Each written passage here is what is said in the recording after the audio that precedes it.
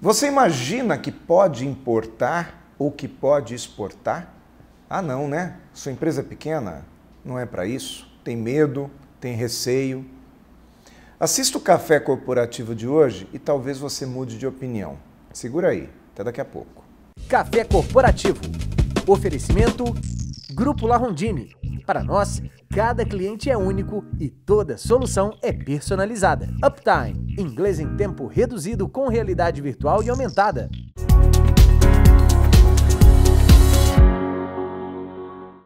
Café Corporativo aqui no canal 25. Hoje nós vamos falar a respeito de comércio exterior.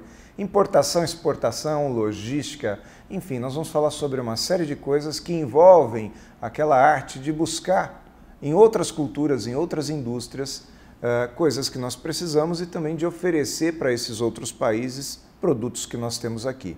E quem vai falar conosco hoje é o Márcio Júlio, que é diretor de comércio exterior do CIESP. Obrigado por ter vindo, Márcio. Eu que agradeço o espaço. Prazer ter você aqui, viu? Obrigado. Então vamos lá, o Márcio Júlio, Márcio Ribeiro Júlio, advogado, mas que está há 22 anos, só 22 anos, né, Márcio? Radicado em logística internacional, trabalhou nas maiores empresas do mundo da área, como por exemplo a Panalpina, a Expeditors e a DSV. O Márcio, hoje faz parte da diretoria regional do grupo de trabalho do CIESP, ele é diretor de comércio exterior do CIESP de Jundiaí e vem falar conosco a respeito desse tema aí que é o comércio exterior. Exatamente. Queria agradecer a oportunidade de estar conversando com vocês aqui hoje, trazer um pouco de informação para a gente conseguir fazer do Brasil um país industrializado e um país reconhecido ainda mais internacionalmente. Poderíamos dizer que a gente vem também desmistificar o suposto fantasma do comércio exterior para o empresário brasileiro? Não tenha dúvida. Hoje a gente percebe que existe uma resistência muito grande nas empresas no sentido de querer se aventurar no mercado internacional, seja para importar produtos que possam complementar a sua linha de produtos aqui ou com insumos, ou colocar os seus produtos no mercado internacional. Muitas empresas têm a impressão de que isso é difícil ou até impossível. Nós estamos aqui para tentar dar um pouco mais de informação, apresentar um pouco mais de ferramenta para que as pessoas possam entender que isso não é apenas possível, mas que pode ser viável e pode ser muito mais fácil do que as pessoas muitas vezes pensam. Mas importar e exportar é de fato uma aventura? Não é uma aventura. Talvez esse seja o maior estigma que tenha na nossa área. Com planejamento, hoje a gente consegue reduções de custos muito importantes, por exemplo, na matriz de insumos das empresas quando a gente busca no mercado exterior. E uma coisa que é importante a gente salientar é que, apesar de realmente a gente trabalhar hoje num ambiente tributário e de procedimentos bastante confusos dentro do processo de importação especificamente, que existe um caminho e um padrão que, uma vez aprendido, cria um legado dentro da empresa e transforma realmente, muitas vezes, até a natureza dessa empresa. A empresa ela começa a buscar novas alternativas de fazer receita, de fazer lucro. Ela busca novas alternativas de fazer receita através de colocar os seus produtos no exterior e, dentro da sua matriz de produtos hoje, ela pode complementar com produtos importados de uma maneira em que ela possa incrementar a tecnologia e custos aos seus produtos já existentes. Sem contar que a exposição a essas novas tecnologias pode fazer com que essa empresa aumente muito mais, melhore muito a sua posição com relação ao seu mercado no Brasil e disputar mercado fora do Brasil também. Mas eu estou aqui pensando numa coisa, pode ser confuso para mim, para você não é tão confuso assim. Aliás, como qualquer outra coisa, por exemplo, dentro de qualquer micro, pequena, média empresa, existe um contador, seja ele como colaborador da empresa ou como contratado. Não é verdade? Se for para eu, Aguinaldo, fazer a contabilidade da minha empresa, eu vou fazer um monte de coisa errada, vou tomar multa, vou, enfim, deixar de pagar um determinado imposto. Então, por isso que eu contrato um especialista. E esse especialista ele não faz confusão. É a função dele, é a formação dele. Acontece com o comércio exterior algo parecido? Acontece bastante. Eu vou te falar de uma luta que é pessoal, minha, e que quando a gente tem uma luta pessoal, a gente vai encontrando um monte de gente que tem a mesma luta, a gente se congrega e vai para frente. Desde o início da minha militância no comércio exterior, nós brigamos contra a complexidade do que nós chamamos de regulamento aduaneiro. Regulamento aduaneiro brasileiro vigente é da década de 60, só para você ter uma ideia. De uma época onde tinha uma reserva de mercado. Onde tinha uma reserva de mercado. E a nossa militância desde então é que... Vou usar exatamente o exemplo que você deu. Antigamente, você tinha uma dificuldade muito grande para se manter atualizado com relação às questões tributárias e contábeis da sua empresa. Sim. O governo vem tentando facilitar isso, para que cada vez mais o cidadão não especializado, eu não gosto de usar muito cidadão comum, porque todos nós somos cidadãos comuns. O cidadão não especialista tem a condição de ter pelo menos uma ideia básica daquilo que ele está fazendo. E a nossa militância em comércio exterior é para que a gente tenha uma desburocratização que permita que a informação a respeito do mercado, tanto do mercado exterior, quanto dos procedimentos e processos internos do Brasil, fique mais didática, mais clara e mais acessível às pessoas que atuam e militam nesse mercado. Então, nós estamos lutando hoje pela desburocratização das normas, para facilitação e transparência dos processos, e essa é uma das lutas que a gente carrega nos últimos 22 anos. Uma outra luta que nós temos é a internacionalização do Brasil, que atua aqui na região de Jundiaí há quase 2 décadas já. Me considero um cidadão jundiaiense e tenho muito orgulho. Você é de onde? Eu sou nascido em Santo André, tá, mas estou aqui em Jundiaí. Jundiaiense. Sou de Jundiaí. Olhando o potencial que nós temos aqui, Aguinaldo, nós podemos classificar essa região como... No tênis, a gente tem o conceito do sweet spot, que é quando você dá a raquetada e acerta no meio da raquete. Jundiaí é o sweet spot da logística no Brasil.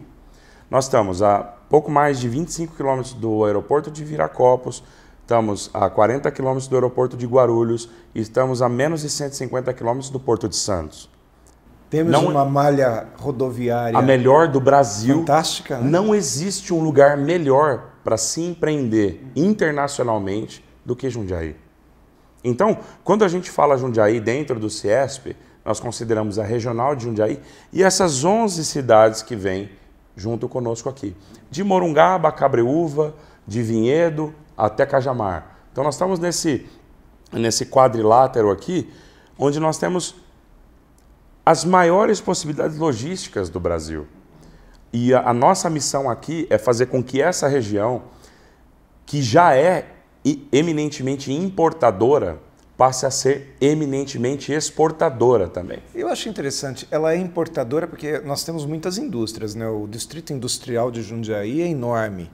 Agora, essas indústrias, elas importam insumo, é isso? Ela é importadora? É muito importante quando a gente analisa a questão, a gente é muito questionado com relação à balança comercial de Jundiaí. Sim.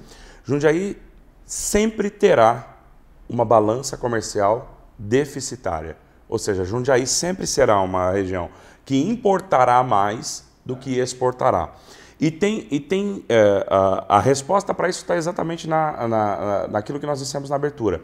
Jundiaí é o melhor ponto no Brasil para se receber mercadorias do exterior, sejam elas insumos ou produtos acabados. Que vão para o mercado. Que vão para o mercado. Por exemplo, muitas empresas, a gente anda pelas nossas rodovias aqui, e nós vemos a quantidade de galpões logísticos que nós temos. Empresas mundiais com sede na nossa região, que recebem os seus produtos aqui e distribuem os seus produtos para os outros estados do Brasil. Então, é importante a gente dizer isso. Quando a gente define uma balança comercial, qual é o critério que a Receita Federal tem? A Receita Federal dá o município ou o domicílio do CNPJ da empresa. Então, quando é feita uma declaração de importação, é aquele CNPJ que vai ali e é o município atrelado àquele CNPJ que diz se aquela cidade, se aquele município importou ou exportou. Então, não significa que uma mercadoria que tenha sido importada por uma empresa de Jundiaí será consumida em Jundiaí. E não significa que economicamente isso é um prejuízo, muito pelo contrário. Muito pelo contrário. Né? Isso mostra, além da nossa característica logística, o nível dos nossos profissionais que temos aqui, a proximidade com a capital de São Paulo e isso mostra o potencial que a gente ainda tem para evoluir dentro do nosso mercado. Maravilha. Nós vamos fazer um intervalinho agora, a gente vai ver o Café Esperto da Uptime e na volta nós já começamos a falar a respeito dessa oportunidade toda aí que nossa região traz, tá bom? Perfeito. Até daqui a pouco.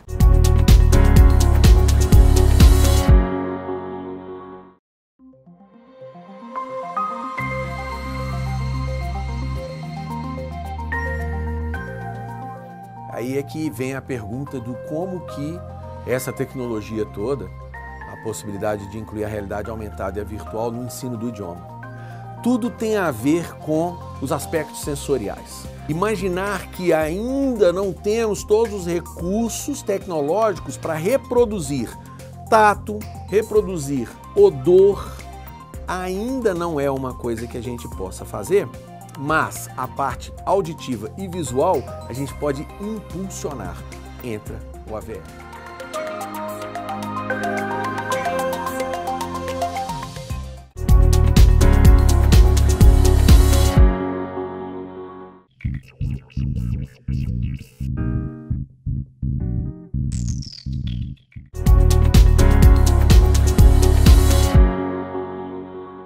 De volta aqui ao Café Corporativo no segundo bloco, depois de nós ouvirmos aí a Uptime, vamos falar um pouquinho mais sobre comércio exterior e, Márcio Júlio, eu quero falar um pouquinho mais a respeito da tradição de importar ou de exportar. Nós estávamos falando na nossa abertura que as nossas empresas, elas são, não sei se eu posso dizer preconceituosas em relação ao comércio exterior, porque talvez elas tenham medo de se darem mal, mas hoje existe uma segurança nesse sentido, né? Existe. É como a gente disse, o Brasil vem de um histórico em que nós temos uma política de fechamento das nossas fronteiras. Isso mudou bastante na década de 90, mas é importante a gente lembrar que isso é bastante recente. Então, um dos trabalhos que nós temos é exatamente no sentido de desmistificar esse processo, tanto o da importação quanto o da exportação. Porque se, por um lado, a preocupação na importação é com relação à complexidade do regulamento aduaneiro, na exportação é a dificuldade que se tem na concepção de um relacionamento com um comprador que está a milhares de quilômetros de distância. Então, o papel do CIESP, o papel da Apex, o papel de outras casas, como o Sebrae, por exemplo, é pegar a mão das empresas, apresentar um caminho viável, procedimentado, onde, se você conversar comigo, se você conversar com o Thiago do Sebrae, conversar com o pessoal da Apex, você vai perceber que hoje existem guias passo a passo para que você possa fazer o seu processo de importação e o de exportação. No caso do processo de exportação, uma das maiores preocupações das empresas é com relação à parte de pagamentos. E hoje nós temos, por exemplo, ferramentas bancárias que garantem, por exemplo, cartas de crédito, que garantem que aquilo que você vai exportar vai ser pago, independente da reputação ou da condição do importador. É importante a gente frisar que é claro que o banco e a instituição financeira vão fazer uma avaliação tanto de você como exportador, quanto do seu cliente. Mas tendo aprovado o cliente, pode seguir em frente. Existe um caminho lógico que depois de aprendido, eu costumo dizer que quem teve contato com o comércio exterior, pego pelo bichinho do comércio exterior, dificilmente deixa essa área. O único ponto que a gente percebe é, por exemplo, o Brasil é um país que vem de crises, é um país que de tempos em tempos tem crises. Atuar no comércio exterior atenua essas crises. Até porque você foge daquele mercado único. Que está contaminado eventualmente por aquela crise. E a crise existe exatamente por conta desse isolamento que existe das empresas com relação ao comércio exterior. Do outro lado, tem muitas empresas que nos momentos de crise, a gente tem crises a cada 7 anos. Se você pegar 2015... São cíclicos, né? Sempre cíclico. 2015, 2008, 2001, 94, 95, e a gente vai rastreando isso de 7 em 7 anos. Se a gente olhar, a gente percebe algumas oportunidades de exportação. Por exemplo, empresas que se aproveitam numa exportação pontual para uma questão da cotação do dólar. Porque a gente sabe que quando a gente tem uma crise de confiança, o primeiro indicador que modifica é o dólar. E a gente sabe que isso é o preço da gratificação de curto prazo. Mas se essa empresa investir e mantiver os seus clientes ao longo dos períodos de crise e de prosperidade, no momento de crise, ela não vai fechar. Mas é isso que eu percebi. Recentemente eu estava falando com o pessoal do Sebrae de Campinas, num bate-papo informal, e o que eles me disseram é justamente isso, que o brasileiro, a pequena empresa, a média empresa brasileira, ela vai para o comércio exterior quando tem crise aqui, ou seja, ela vai como se fosse uma fuga do Brasil. E quando a prosperidade volta, ela sai do mercado externo e volta para o mercado interno, que supostamente ela entende como mais simples. E o problema é que ela perde a tradição, perde a confiança do seu fornecedor ou seu cliente. Porque o fornecedor ou cliente lá no exterior ele quer manter uma regularidade. Faz sentido? Faz todo sentido. Eu trabalho há mais ou menos 12 anos especificamente com internacionalização de empresas. Então, vamos imaginar que você tem um produto e você quer colocar esse produto lá fora. A parte mais difícil que hoje a gente verifica no mercado é a propensão do cliente a tratar o processo de exportação como um processo cultural de longo prazo, que é realmente se estabelecer no exterior. Criar uma tradição. Criar a tradição, porque mais difícil do que colocar um produto fora do Brasil é recolocar o produto fora do Brasil. É vender duas vezes. Vender duas vezes. Porque quando você vende a primeira vez, você cria o canal. Agora, quando você vai vender novamente, esse canal já está fechado e você já tem uma reputação construída ali. Eu tenho a impressão que a gente vai ter que estourar o tempo aqui com você, não tem jeito, porque eu quero entrar num outro assunto que provavelmente vai estourar nosso tempo. A gente falou de tradição, tá? Mas o Brasil ele tem uma tradição de exportar commodities, de exportar produto bruto e depois importar o produto acabado. Isso é ruim para o Brasil. É uma oportunidade que não se aproveita. Muitas vezes nós somos convidados para analisar processos de empresas brasileiras e a gente identifica que com um pequeno investimento, o valor que se agrega àquele produto conferiria àquela empresa um lucro muito maior, tanto para ser explorado no mercado doméstico, quanto para ser produto de uma exportação. Vou dar um exemplo. Hoje a gente importa soja do Japão. A soja vai para o Japão e volta frita. Quer dizer, ela vai em produto a granel, não é? E chega lá o japonês, faz um processo e manda de volta embalado em pequenas quantidades e a gente consome como se fosse a oitava maravilha do mundo. Eles nos vendem 100 gramas pelo preço que nós vendemos 1 quilo. Pois é, olha só. E isso falta o quê? Educação empresarial para o brasileiro? Se a gente fosse analisar essa questão do ponto de, com os critérios acadêmicos, a gente pode dizer que faltou muita integração entre governos, indústria e as próprias universidades, para que fosse feita uma reflexão interna daquilo que poderia ser explorado para que a gente tivesse uma cultura dessa de longo prazo. Legal. Então vamos fazer uma coisa, olha. Vamos modificar um pouquinho aqui nosso plano. Vamos ver o comercial da La Rondini, vamos ver o hub de embalagens da empresa e, na sequência, a gente volta aqui com o Márcio Júlio para falar um pouco mais a respeito dessa questão de importar produto acabado, exportar produto bruto. Vamos falar sobre isso aí, que eu acho que o nosso programa também tem essa missão, tá bom? Até daqui a pouco, vamos ver a La Rondini.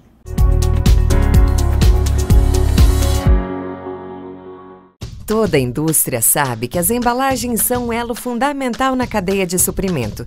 Porém, existem vários problemas, como estoques lotados, variedade enorme de fornecedores, sem falar nos problemas na logística de entrega. A La Rondini, empresa com 30 anos de experiência, desenvolveu o Hub de Embalagens. Um produto inovador. Você terá tudo o que precisa em um só lugar.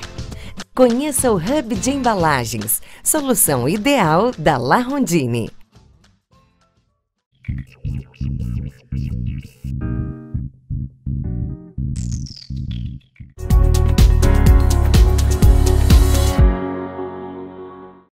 Aí de volta aqui ao Café Corporativo, hoje num terceiro bloco, né? Ou o mais cafeína, vamos botar cafeína nesse negócio aqui, Márcio Júlio, me fala uma coisa. Nós estávamos no intervalo aqui, o Aparecido, nossa câmera, nos questionou por que o Brasil ainda mantém essa tradição de exportar, então, o produto bruto para importar o produto acabado. O que nós temos que fazer para sair desse ciclo aí? Eu acho que o que a gente precisa fazer é um trabalho de conscientização. Eu acho que hoje cada pessoa que trabalha numa empresa, qualquer pessoa hoje que seja um empresário e que pensa na sua própria economia, poderia despertar para o que significaria o Brasil numa nova realidade internacional. O que significaria para essa pessoa que acorda todos os dias e vai para o seu trabalho, o que significaria para ela se a empresa dela e se as empresas em torno dela tomassem a decisão de partir para o caminho da exportação. Porque cada emprego que se gera uma cadeia de consumo. Então, o nosso papo é esse. O que nós queremos de você, da população e de todo mundo com quem a gente conversa é que abram os olhos, porque existe um caminho para que o Brasil seja um país mais próspero, mais competitivo. E a minha percepção é que um dos caminhos pode ser a internacionalização do país. Vamos fazer um exemplo bem do nosso quintal mesmo. Imagina que eu tenho aí um comércio que eu vendo para o meu bairro, ok? Se o meu bairro não estiver consumindo, eu quebro. Por outro lado, se eu contrato um motoboy que faz entrega no bairro do lado, eu já ampliei meu mercado, correto? E se eu começo a vender pela internet, eu vendo para a cidade inteira ou para qualquer outro lugar. Importar, ou, em especial, exportar é mais ou menos igual. Eu amplio o meu mercado quando eu exporto? É exatamente igual. Eu vou te dizer, vou usar o teu próprio argumento, o teu próprio raciocínio. Imagina que você citou um comércio, você não me deu o nome, eu vou usar um produto para você. Imagina que você faça pizza. Tá. E você começa a contratar motoboys para entregar numa área maior. Só que a 5 km de distância de você tem uma outra pizzaria. E você começa a entregar na área daquela outra pizzaria. O que isso vai fazer com você e vai fazer com ele? A gente vai criar uma concorrência, nós vamos ter que trabalhar melhor, vamos ter que trabalhar por um produto que saia mais barato se eu quero competir através do preço, e eu tenho que criar habilidades, eu vou me desafiar para ser melhor que o meu concorrente e vender mais que ele. E quem ganha? O consumidor. E eu também. Você vai fazer um produto melhor, o teu concorrente vai fazer um produto melhor, e o teu cliente vai ter à disposição, vai ter capacidade de escolher entre a tua pizza e a pizza do teu concorrente. Ou seja, quando eu faço isso, eu quebrei barreiras, eu me tornei sem fronteiras, não é isso? Essa é a verdadeira globalização. Em larga escala é exatamente isso que a gente busca. Se eu quiser fugir da globalização, sabe como a gente ouvia isso muito nos anos 90? Não, eu não entro nessa, esse negócio de globalização não é bom. Se eu quiser fugir da globalização, sou contra, eu consigo fugir? É uma questão ideológica. O que eu quero dizer com isso é, nós não temos opção. Nós podemos sentar e debater horas aqui sobre se seria mais vantajoso trabalhar no mercado fechado ou no mercado aberto. Nós podemos debater horas, mas nós não mudaríamos a realidade, que é a de que o mercado não vai se fechar mais. Márcio Júlio, muito bom. Eu costumo dizer nas minhas palestras que o empreendedor é aquele cara que fica o tempo inteiro de olho aberto para a oportunidade. Quem já viu minhas palestras sabe ver que eu faço o exemplo do Fusca Azul. Uma hora você vê. Mas o empreendedor brasileiro está o tempo inteiro procurando Fusca, o tempo inteiro ele está olhando assim para o lado, para ver aonde ele vê uma oportunidade. E nós percebemos que nós somos educados, ou nós somos talvez até abafados para a gente não ver a oportunidade que tem lá fora.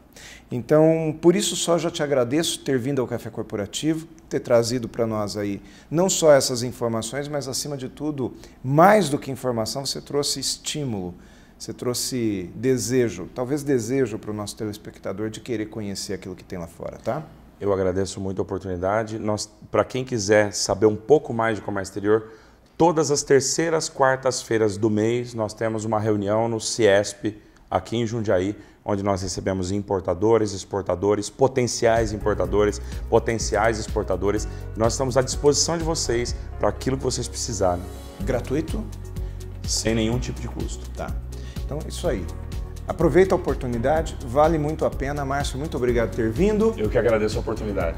Acesse o www.cafecorporativo.com.br e não vamos deixar o Márcio sair daqui sem levar o óculos de realidade virtual da Uptime. É um presente da Uptime para você que esteve aqui no Café Corporativo conosco. Muito obrigado.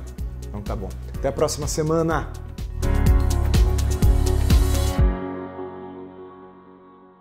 Café Corporativo. Oferecimento Grupo La Rondine.